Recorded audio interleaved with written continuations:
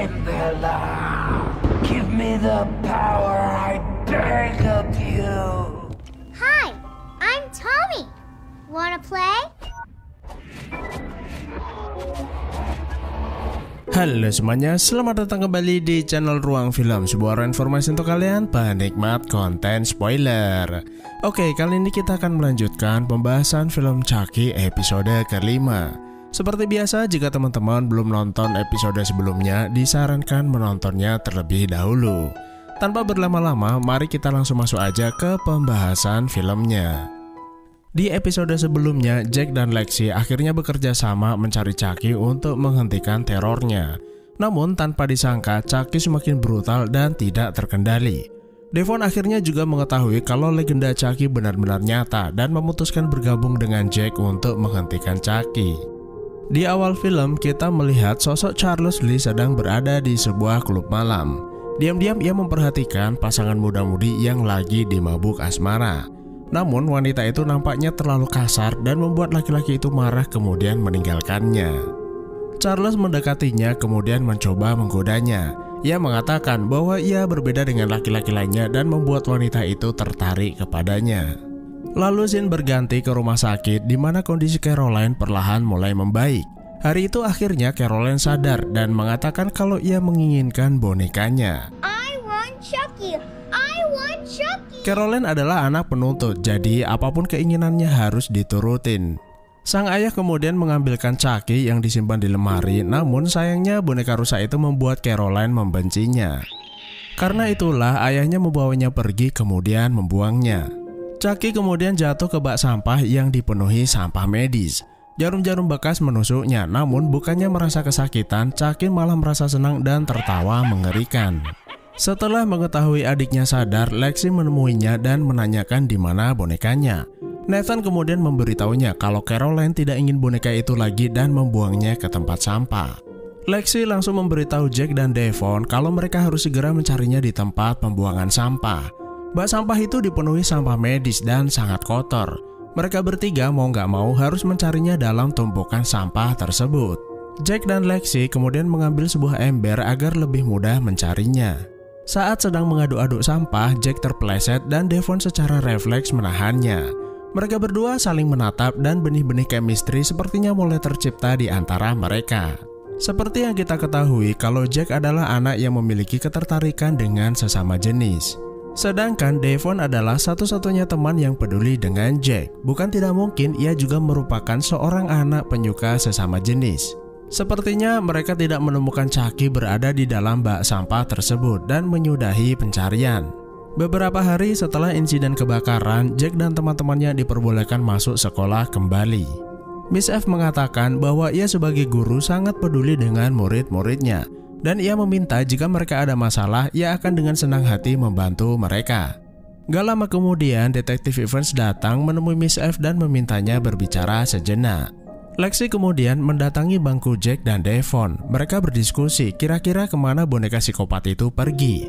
Apakah mungkin ia meninggalkan kota Hackensack? Devon berkata kalau kota ini adalah kampung halamannya. Sudah pasti ia kembali untuk sebuah misi. Junior diam-diam memperhatikan dengan rasa curiga mengapa Lexi mendadak akrab dengan Jack. Jack kemudian bertanya apa sebaiknya mereka memberitahu Junior tentang Chucky. Lexi mengatakan tidak, Junior mungkin tidak akan percaya perkataan mereka. Junior kemudian menyela dan mengajak mereka berlibur ke suatu tempat bersama. Namun karena mereka sedang sibuk mencari Chucky, mereka bertiga pun menolaknya. Gak lama kemudian Miss F masuk ruangan dan meminta para murid duduk kembali. Lexi kemudian mengirim pesan kepada Jack dan Devon, meminta mereka menyelesaikan diskusi setelah pulang sekolah. Dan lagi-lagi Junior semakin merasa curiga terhadap Lexi karena mengirim pesan kepada sepupunya tersebut. Setelah kelas selesai, Jack meminta maaf kepada Devon. Semua ini terjadi karena perbuatannya yang membiarkan Chucky berada di rumah Lexi. Devon mencoba menghiburnya lalu menggenggam erat tangan Jack seolah berkata bahwa ia akan selalu ada untuk dirinya. Adegan ini menunjukkan bahwa hubungan mereka semakin serius. Setelah dokter memperbolehkan Caroline pulang, akhirnya Lexi dan keluarganya kembali ke rumah. Mereka masih syok melihat rumah mereka sebagian hangus terbakar. Namun Michelle mengatakan tidak perlu khawatir karena rumah ini akan segera diperbaiki seperti semula. Nathan kemudian bertanya bagaimana dengan biayanya, pasti akan sangat mahal sekali. Michelle berkata untuk itulah mereka harus berterima kasih pada warga Hackensack yang akan membantu biaya perbaikan rumah. Namun Nathan tidak sependapat jika menggunakan uang rakyat untuk kepentingan pribadi. Sebagai wali kota, Michelle menawarkan keamanan terhadap warga kota dan mereka pasti akan memahaminya. Terlebih, ia akan mengadakan acara pertemuan dengan warga dan akan menjadi malam yang sempurna untuk meyakinkan mereka. You mean reach them? You mean lie to them? Lexi merasa bahwa ibunya hanya melakukan pencitraan sekaligus membohongi para warga, kemudian memutuskan pergi keluar. Namun Michelle melarangnya pergi dari rumah sampai masa hukumannya selesai. Nathan kemudian meminta Michelle untuk bersikap lunak kepada Lexi dan tidak terus-menerus menekannya. Berbicara dengannya mungkin hal yang perlu ia lakukan. Untuk sementara mereka akan tinggal di sisi bagian rumah yang tidak terbakar. Caroline mulai merengek karena tidak ingin tidur di sofa dan menginginkan kasurnya. Want my bed, I want my Honey. Nathan mencoba menenangkan putrinya dengan memberikan hadiah kepadanya, yaitu sebuah boneka Good Guy yang baru. Hi, I'm Tommy. Wanna play? Hal itu langsung membuat Caroline sangat senang. Lexi kemudian bertanya dari mana ia mendapatkannya. Ayahnya bilang kalau ia membelinya di sebuah situs internet, namun tidak jelas siapa penjualnya. Lalu Lexi mendekati Caroline apakah boneka itu juga akan memberinya pelukan. Caroline pun memberikan boneka itu dan tanpa diduga Lexi langsung menghajar boneka itu kemudian memotretnya. Malam harinya saat sedang makan malam, Logan memberitahu Junior bahwa tahun depan ia bisa masuk ke akademi militer. Hal itu berkat bantuan beberapa teman yang ia hubungi, namun Junior merasa tidak enak karena sebenarnya ia tidak memenuhi syarat. Sang ibu juga keberatan, apalagi Junior ini kan masih membutuhkan waktu lama untuk pemulihan dirinya. Logan mengatakan bahwa sebagai seorang laki-laki tidak boleh menyerah begitu saja. Dalam 2 minggu ke depan, ia akan mendatangkan pelatih untuk membantu pemulihannya. So in a week or two, you're gonna... Tiba-tiba handphone Jake bergetar menyela pembicaraan tersebut. Jake, please, no phones at the dinner table. Bibinya meminta Jake jangan bermain handphone jika sedang makan. Tanpa sengaja, Junior melihat Jake mendapat pesan dari Lexi. Tentu saja ia marah dan cemburu karena Lexi belum membalas pesannya seharian. Okay, phone, now.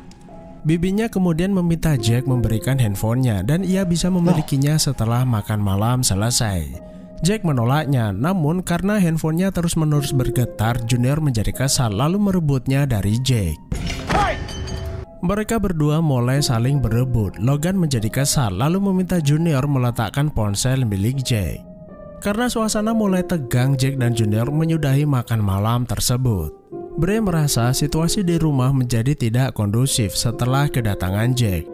Dan menurutnya saat ini bukan saat yang tepat untuk memiliki anak tambahan. I'm not my brother, Bray. Bray juga tidak merasa yakin bahwa apa yang Logan lakukan benar-benar bisa membantu. Pesan yang dikirim Lexi kepada Jake ternyata foto Caroline sedang bersama boneka Good Guy miliknya. Malam itu saat sedang tidur, Chucky diam-diam mendatangi Caroline, diam-diam mengintipnya dari balik jendela. Sepertinya Tommy memang sengaja dijual atau dikirim seseorang agar Chucky dengan mudah mendatanginya untuk memindahkan jiwanya. Gak lama kemudian Nathan masuk ke dalam karena merasa mendengar sesuatu. Lalu ia menemukan Chucky berada di ruangan tersebut. Nathan pun menjadi heran mengapa boneka rusak itu bisa berada di sana. Nathan kemudian membawa boneka itu keluar untuk membuangnya kembali. Tanpa sengaja, Lexi melihatnya dan bertanya dari mana ia mendapatkannya. Michelle melihat itu langsung menuduh Lexi kenapa membakar boneka baru milik Caroline lalu memintanya pergi dari sana. Nathan berkata kalau ini bukan masalah besar dan ia hanya akan membuangnya. Setelah membuangnya, Michelle memperingatkan suaminya kalau ia jangan pernah menyela saat ia sedang berbicara di depan anak-anaknya. Namun Nathan tidak peduli karena istrinya itu semakin lama semakin kelewatan. Nathan?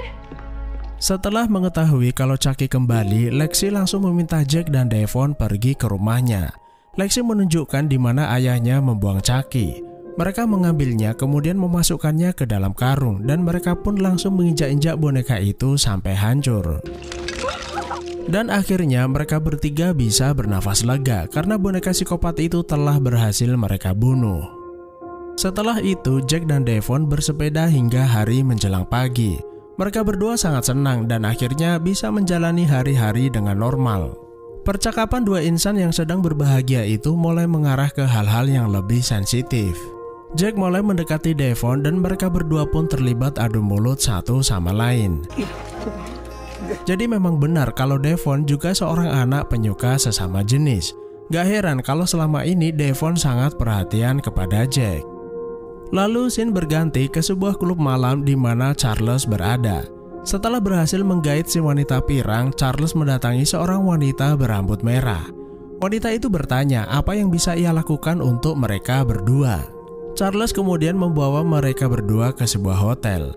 Dua wanita itu terlihat asik satu sama lain, sementara Charles melihat mereka sambil merokok. Charles kemudian menghampiri wanita berambut merah, menjambak lalu mengacungkan pisaunya. Ia akan menusuknya, namun tanpa diduga si rambut merah itu malah memintanya melakukannya dengan segera. Wanita pirang yang ada di sebelahnya menjadi bingung apa yang sebenarnya terjadi. Ia terus berteriak membuat Charles kesal kemudian menikamnya. Charles kemudian memberikan pisau itu kepada si rambut merah apakah ia juga ingin bermain. Si rambut merah itu pun mengambilnya kemudian menusuk-nusukkan pisau itu ke tubuh si wanita pirang. Saat melakukannya, ia merasakan sebuah sensasi hebat yang belum pernah ia rasakan sebelumnya. Wanita itu nantinya akan kita kenal sebagai Tiffany dan ternyata ia adalah orang yang pertama kali memberikan nama Chucky kepada Charles. I'm Charles. I'm Tiffany. You should be Chucky. Scene kemudian berganti ke masa sekarang di mana Bree sedang berkonsultasi ke seorang psikiater. Ia curhat mengenai kehidupan rumah tangganya yang saat ini bertambah rumit. Bree diberi nasihat kalau ia tidak seharusnya menanggung semua beban sendirian. Ternyata Bree saat ini sedang menderita kanker stadium 4 dan tidak satupun keluarganya mengetahuinya. Kemudian psikiater itu memberinya saran untuk membiarkan keluarganya kembali ke dalam hidupnya agar ia dapat melalui masa-masa sulitnya dengan baik. Sementara itu di sebuah kamar hotel nampak dua orang wanita sedang asik bergumul di atas ranjang. Perbuatan mereka disaksikan seorang pria yang diikat di sebuah kursi. Dan kedua wanita itu adalah Tiffany dan Nika. Oke, sebelum kita lanjut, kita akan sedikit flashback ke film Cult of Chucky tahun 2017. Di film tersebut, Chucky menemukan sebuah mantra sihir dari situs internet voodoofordamis.com yang membuatnya bisa menggandakan jiwanya. Jadi nggak heran kalau di film itu ada beberapa boneka good guy berisi arwah Chucky. Salah satu boneka Chucky itu kemudian menukar jiwanya masuk ke dalam tubuh Nika, seorang wanita lumpuh. Dengan kata lain, Nika yang ada di film ini adalah Chucky. Hal itu juga terbukti kalau Tiffany memanggil Nika dengan nama Chucky. Dan tentu saja Chucky yang ada di rumah Caroline adalah duplikasi dari jiwa Charles. Tiffany kemudian berkata kalau ia merasa lapar dan ingin makan sesuatu. Chucky mengejeknya kalau Tiffany selalu lapar sepanjang hari, bahkan menyebut Tiffany gemuk lalu menyuruhnya pergi mencari makanan. Chucky kemudian mengambil pisaunya dan segera ingin membunuh laki-laki tersebut. Ia mulai menggores kepalanya. Tiba-tiba saat melihat pisau berlumuran darah, Chucky merasa pusing kemudian terjatuh. Chucky mendadak tidak bisa berdiri dan bertanya di mana ia sekarang. Melihat ada seorang lelaki terikat di depannya, Chucky berusaha menolongnya dan ia berkata kalau ia lumpuh dan tidak bisa berjalan. Nah, sepertinya wanita itu bukanlah Chucky, melainkan Nika. Entah apa yang terjadi, sepertinya jiwa Nika telah kembali ke tubuhnya. Laki-laki itu kemudian berkata kalau ia baru saja akan membunuhnya. Lalu Nika memberitahu kalau ia bukan seorang pembunuh dan ia adalah Nika Pierce. My name is Nika Pierce. Nika kemudian bertanya apakah ada boneka good guy di sekitar sini. Ia bercerita kalau Chucky telah membunuh semua keluarganya. Bahkan ia menjebaknya dan membuat pengadilan memasukkannya ke sebuah rumah sakit jiwa. Sekitar 2 minggu yang lalu, Chucky membelah jiwanya menjadi beberapa bagian. Apa yang diceritakan Nika ini menjadi sebuah fakta baru bahwa setting film serial TV ini berlangsung 2 minggu setelah kejadian di film Cult of Chucky. Nika kemudian mencoba melepas tali yang mengikat laki-laki tersebut, namun lelaki itu malah memukul Nika, disusul munculnya Tiffany. Nika tiba-tiba berkata kalau ia merasa aneh kemudian bisa berdiri. Ternyata jiwa Chucky telah kembali ke dalam tubuh Nika. Laki-laki itu mencoba melepaskan diri namun Chucky dengan sigap langsung membunuhnya. Belum ada penjelasan kenapa jiwa Nika bisa kembali ke tubuhnya. Hal ini malah menjadi misteri apakah sebenarnya Nika tuh masih hidup dan jiwanya terjebak dalam tubuh boneka. Scene kemudian pindah ke balai kota di mana Michelle mengadakan pertemuan dengan warga kota Hackensack. Sebagian besar adalah orang tua murid yang juga datang bersama anak mereka. Terlihat di sana Jack, Devon, dan Lexi duduk bersama. Caroline yang juga ikut bersama ayahnya mulai merengek kalau Tommy bonekanya kabur entah kemana. Nathan mencoba menghiburnya, mungkin saja Tommy saat ini sedang menunggu di rumah. Tommy ran away. Jack kemudian berkata, apa tidak sebaiknya mereka memberitahu orang-orang tentang Chucky kalau Chucky si boneka pembunuh telah mereka hancurkan. My mom's not gonna believe that. Nobody will believe us. Junior tiba-tiba sudah berada di sebelah Lexi dan memintanya duduk bersamanya. Lexi kemudian bercerita kalau boneka Jack adalah boneka hidup yang telah melakukan semua pembunuhan. Namun mereka sudah menghancurkannya dan tidak perlu khawatir akan terjadi pembunuhan lagi. Junior tidak mengerti dan tidak masalah jika mereka tidak mau memberitahu apa yang terjadi. Namun Junior meminta Lexi tidak berhayal tentang adanya sebuah boneka hidup yang melakukan pembunuhan. Gak lama kemudian acara dimulai dan Michelle memulai pidatonya. Sebagai seorang wali kota yang bertanggung jawab, ia tetap akan memastikan keselamatan para warga. Namun orang-orang malah menghujatnya dan tidak lagi percaya kepadanya. Apa yang ia lakukan hanya pencitraan dan sebuah omong kosong. Sebelum situasi bertambah rusuh, Detektif Evans maju ke depan untuk memberi penjelasan. Pihak kepolisian saat ini masih melakukan penyelidikan terhadap peristiwa kematian belakangan ini. Untuk menghindari hal-hal yang tidak diinginkan, pihak kepolisian memberlakukan jam malam. Namun ia menekankan bukan berarti mereka hidup dalam ketakutan. Di sela-sela pidatonya, ia melihat Devon anaknya memegang tangan Jack dengan mesranya. Kemudian detektif melanjutkan, sebelum ia menjawab pertanyaan yang akan diajukan para warga, kepala sekolah Nyonya McVeigh ingin mengucapkan beberapa kata, kemudian mempersilahkannya. Principal McVeigh. Tiba-tiba dari balik tirai menggelinding sebuah kepala yang ternyata adalah kepala Nyonya McVeigh. Kejadian tersebut membuat siapapun yang berada di ruangan itu menjadi syok. Siapa lagi yang berulah kalau bukan Chucky, si boneka begundal. Chucky ternyata berada di belakang panggung menarik sebuah tali untuk membuka tirai. Mereka yang ada di sana pun bisa melihat Nyonya McVeigh dengan tubuh tanpa kepala. Insiden tersebut membuat Jack dan kedua temannya terkejut karena mereka yakin kalau mereka telah menghancurkan Chucky. Dan ternyata benar, malam itu saat Chucky mendatangi Caroline, ia membaca mantra Dambala kemudian masuk ke dalam boneka Good Game milik Caroline. Lalu apa yang akan terjadi pada Jack dan teman-temannya? Apakah akan ada misteri baru yang terungkap? Kita tunggu saja episode selanjutnya. Terima kasih sudah menonton, sehat selalu buat kalian dan sampai jumpa di next video.